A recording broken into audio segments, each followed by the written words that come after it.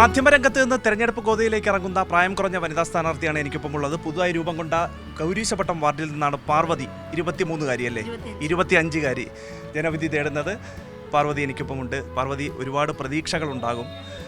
ആദ്യമായിട്ടായിരിക്കും ഇങ്ങനൊരു ഇതിലേക്ക് വരുന്നത്. എന്താണ് പറയാനുള്ളത്?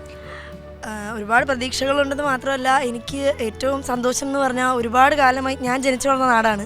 ഒരുപാട് വികസന പ്രവർത്തനങ്ങൾ ഈ നാട്ടിൽ നടന്നു വരുന്നത് ഞാൻ കഴിഞ്ഞ 10 വർഷത്തിനകത്ത് കണ്ടുകൊണ്ടിരിക്കുകയാണ്. അതിൻ്റെ ഒരു തുടർച്ചയിൽ ഭാഗമാകാൻ കഴിയുന്നു എന്ന് പറയുന്നതിന് വലിയ സന്തോഷമാണ്. അതിനുവേണ്ടി എൻ്റെ പാർട്ടി തിരഞ്ഞെടുത്തു എന്ന് പറയുന്നതും വലിയ സന്തോഷമാണ്. ചെറിയൊരു ഇടവേളയിൽ LLB പഠിച്ചിട്ടുണ്ടല്ലേ, അഭിഭാഷകയായി പ്രാക്ടീസ് ചെയ്യുകയൊക്കെ ചെയ്യുന്നു. അതെ, LLB ആണ് ആദ്യം പഠിച്ചത്. ഞാൻ +2 കഴിഞ്ഞ് LLB പഠിച്ചു.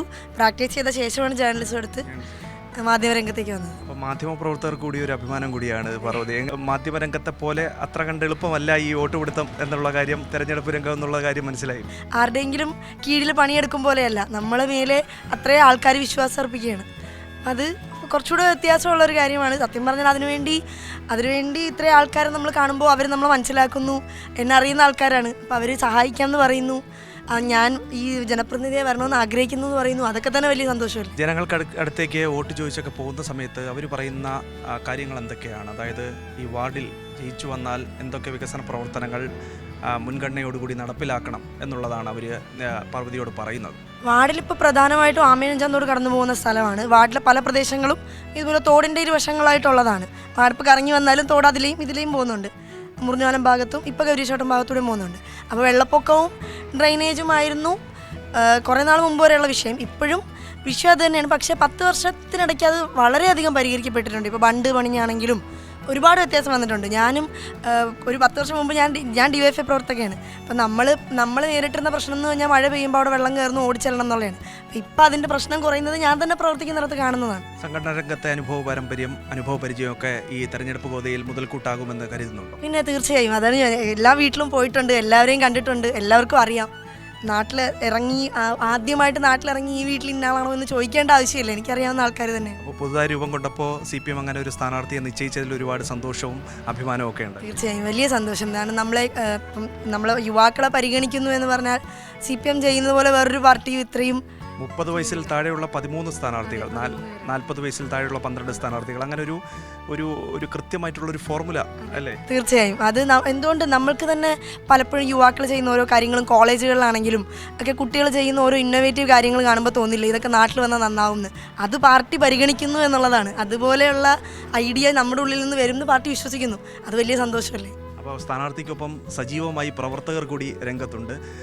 എങ്ങനെയാണ് സ്ഥാനാർത്ഥി എങ്ങനെയുണ്ട്? നിശ്ചയമായും നമ്മൾ ആഗ്രഹിച്ചതിനേക്കാൾ വലിയ ഒരു പ്രതീക്ഷയാണ് ഇപ്പോൾ നമ്മുടെ സ്ഥാനാർത്ഥി ഈ വാർഡിൽ വന്നാലുണ്ടാകുന്ന ജനങ്ങൾക്ക് ബോധ്യമായിട്ടുണ്ട്. യുവത്വത്തിൻ്റെ പ്രസരിപ്പും അതുപോലെ തന്നെ പുതിയ പദ്ധതികൾ ആവിഷ്കരിക്കുന്ന കാര്യത്തിലുമൊക്കെ ഈ ചെറുപ്പക്കാരായ ആളുകൾക്ക് വളരെയധികം സംഭാവന ചെയ്യാൻ കഴിയുന്നുണ്ട്. അതിലേറ്റവും മുൻപന്തിയിൽ നിൽക്കുന്ന ഒരാളായിരിക്കും പാർവതി എന്നുള്ള നിലയിൽ സംശയമില്ല. കാരണം അതിനൊരു കാരണം കൂടിയുണ്ട്. DYFI പ്രവർത്തകയാണ്. ഞങ്ങളൊക്കെ പരിചയപ്പെടുന്നത് കോവിഡ് കാലത്ത് ഈ കുട്ടി വന്ന് നമ്മളെ തട്ടുമ്പോഴാണ്, വീടുകളിൽ വന്ന് തട്ടി ചോദിക്കുമ്പോഴാണ് എന്താണ് ആവശ്യം എന്ന് ചോദിക്കുന്ന അവസരത്തിലാണ് ഈ കുട്ടിയെ പരിചയപ്പെടുന്നത്. അതിനുശേഷം ഈ നാട്ടിലെല്ലാം സുപരിചിതയാണ് ഈ കുട്ടി. അതുകൊണ്ട് തന്നെ നിശ്ചയമായും വിജയിച്ചു വരുമെന്നുള്ള കാര്യത്തിൽ യാതൊരു തർക്കവുമില്ല.